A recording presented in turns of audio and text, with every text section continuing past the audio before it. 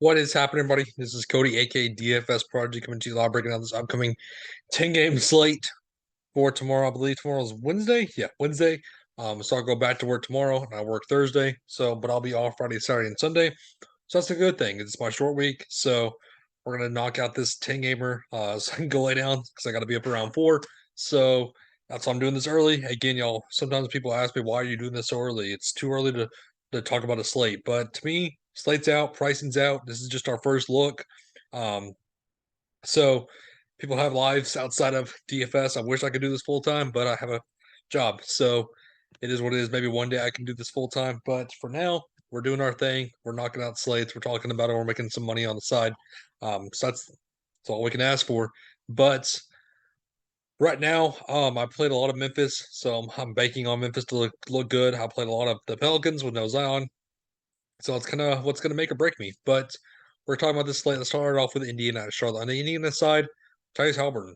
So he is questionable for this matchup. If he's out at 9-3 and there's no Chris Durante, I'm going to look at Nemhard. That's who I'm going to definitely look to. I know he's already starting, but he'll see a bump up in usage. Are they going to try to start TJ McConnell possibly? That could be it. I could see McConnell starting at 3-4, which that would lead him to have more minutes. But I don't mind Buddy Hield at 6'8", but that price tag is up. That's what worries me. 6'8" is definitely kind of pricey for Buddy Hield because we know the floor, as you can tell with 19, but we know the ceiling when he's been hitting 40 for the past what 4 out of the 6 slates, close to 5 out of 6. So the ceiling's there. It's just we know how Buddy Hield is. But I also do like Benedict Mathurin. We know his floor, but we also know his ceiling. So at $1,000 discount, I could see that. Miles Turner, I'll always love bigs against Charlotte. That's how it typically goes. When it's Brooklyn or Charlotte, you always want to attack the bigs. So I do like Miles Turner, especially when offense would kind of flow through him with no possibly Tyrese Halliburton. But at Halliburton's in, it's pretty much just Miles Turner for me, and that's it. On the Charlotte side, Lamelo Ball, 8-9 now. The price tag jumped up. It's steadily kind of hanging up in the 8-6 to 9-2. It's kind of hovering around that.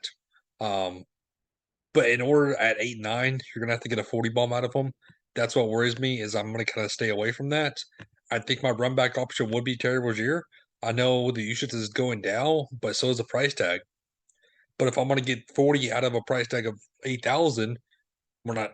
I'd rather do that than pay what for Buddy Hield at 8-9, or 8, or what was it, 6-8.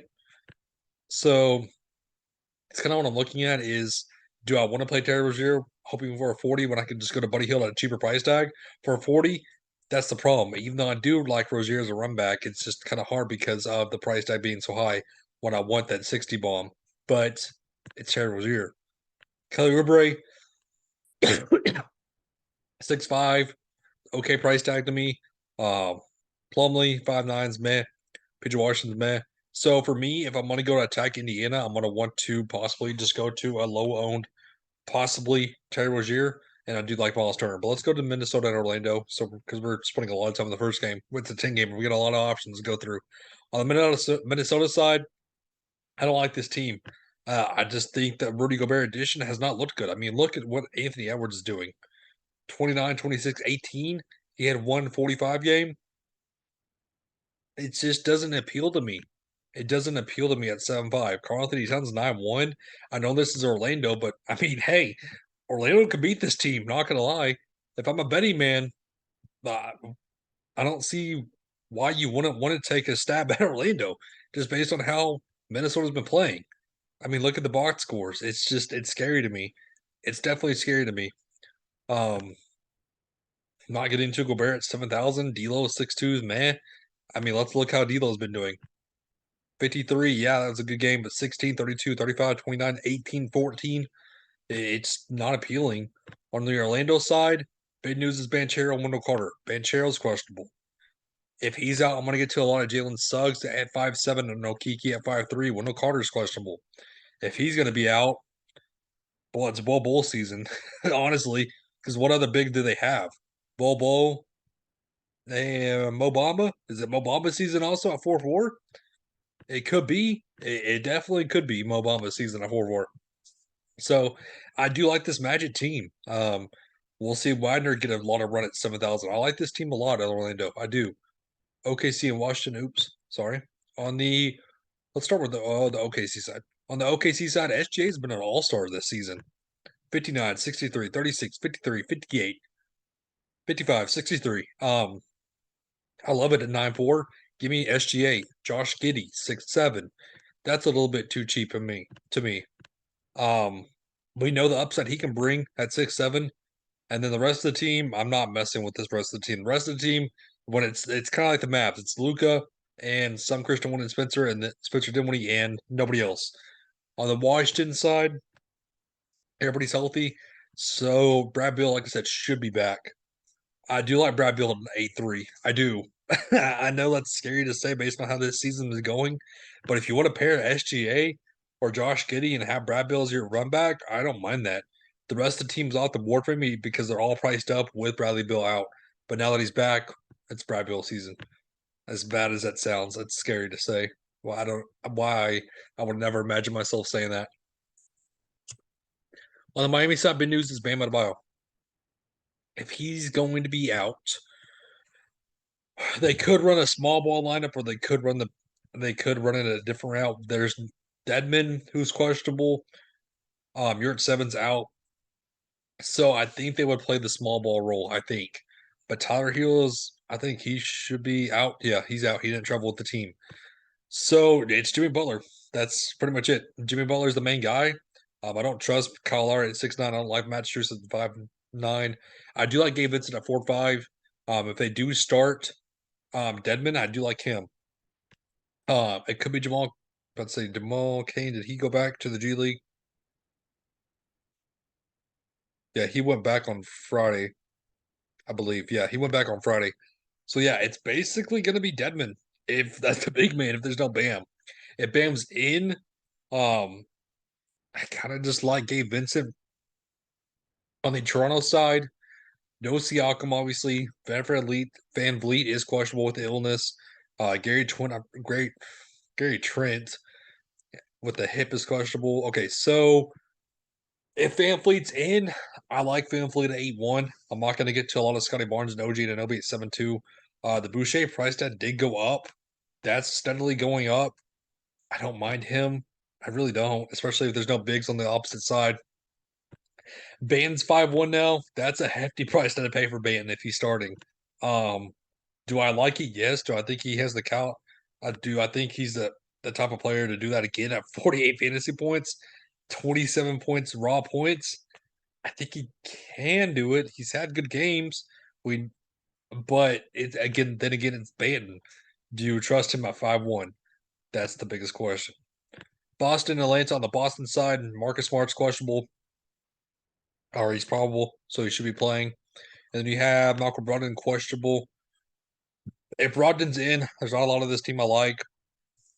I know this is a high pace up game, so it's mainly just Jaylen Brown for me. At 8-7, I'll always take the discount compared to Jason Tatum. I'm always going to say that.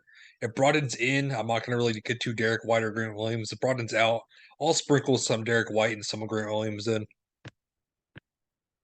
On the Atlanta side, pretty much everybody's healthy other than Bog. We know that. Trae Young, Dejounte Murray, both okay options. You can go to either one. I wouldn't blame you.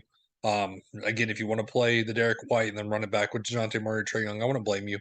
With Clint Capella and Okongwu, they're both splitting time. I'm not really on either one. John Collins is a shell of himself right now this season. I'm not playing him, especially on a 10-gamer. Chicago and the Pelicans on the Chicago side, everybody's healthy, so it's kind of hard to predict who I like between these three with Vucevic, Levine, and DeRozan.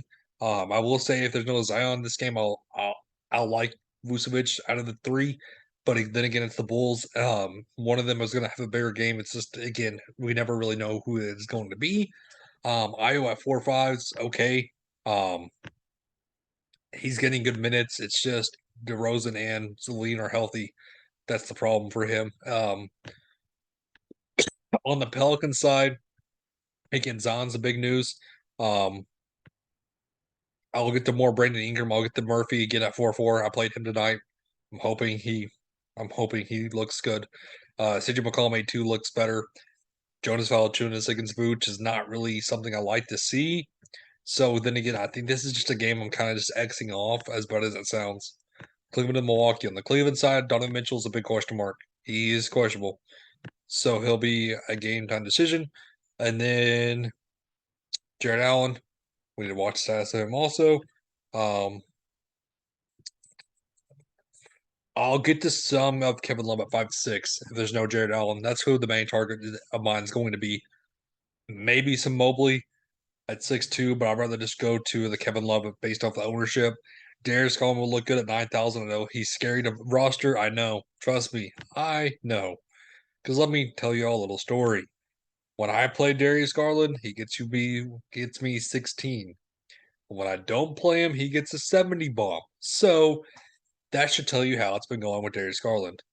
But I like him at 9,000 if there's no Donovan Mitchell. The Milwaukee side, Drew Holiday's a big question mark. He is questionable. If he's out, is it going to be Javon Carter's season at 5'8" again? It possibly could be. He's getting you around 30. I don't mind that at 5'8". Giannis at 12'6" will be the main play. It's just what is happening with his minutes. That's the scary part. 31 minutes, 31, 27 minutes, 34 minutes, 30 minutes. It's hard to trust the minutes for him when I can go to Luka in a high paced game and get me guaranteed minutes. So let's talk about it. Let's talk about Dallas. Luka Doncic 12-7. I love the upside he brings. It's hard not to love him. Give me all Luka. I'm not paying 7-1 Spencer Dinwiddie. I'm not paying 6-4 for Christian Wood. It's Luka or bust for me on the Houston side.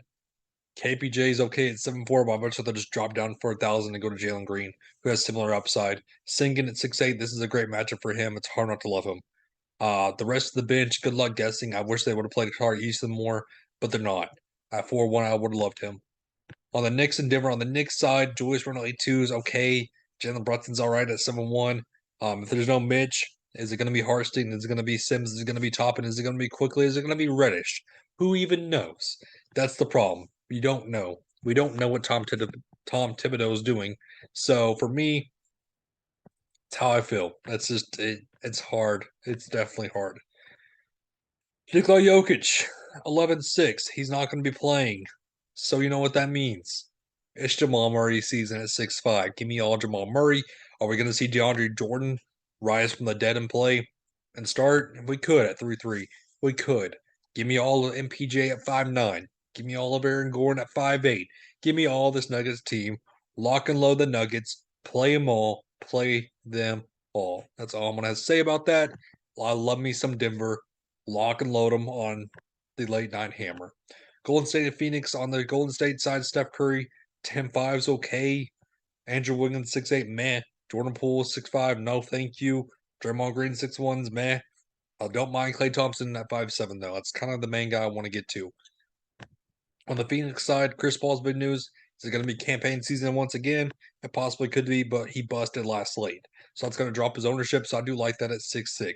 George 8 and 6'1's an excellent matchup for him at 6'1". I like that. If there's no Chris Paul, I'll get to some Devin Booker. But again, the way I'm thinking about this slate is you're going to want all of the Denver Nuggets. That's the thing. I'm going to take some stabs at OKC and Washington. I'm going to take some stabs in the Cleveland and Milwaukee game, depending on news. I'll run it back with possibly Julius Randle at 8-2 because this is a phenomenal matchup for him. So that's kind of what I'm feeling about this 10-game slate. It's an interesting one. We already, like I said, Jokic beating health and safety protocols kind of shook up the slate, but I like it. I like to see that because you know what that means? That means we only have a couple of spin-ups in Giannis or Luka, and then we have to find our value plays. But that wraps the slate for us, though. Thank you for tuning in. It was great to see you for us tonight. Have a good one, everybody.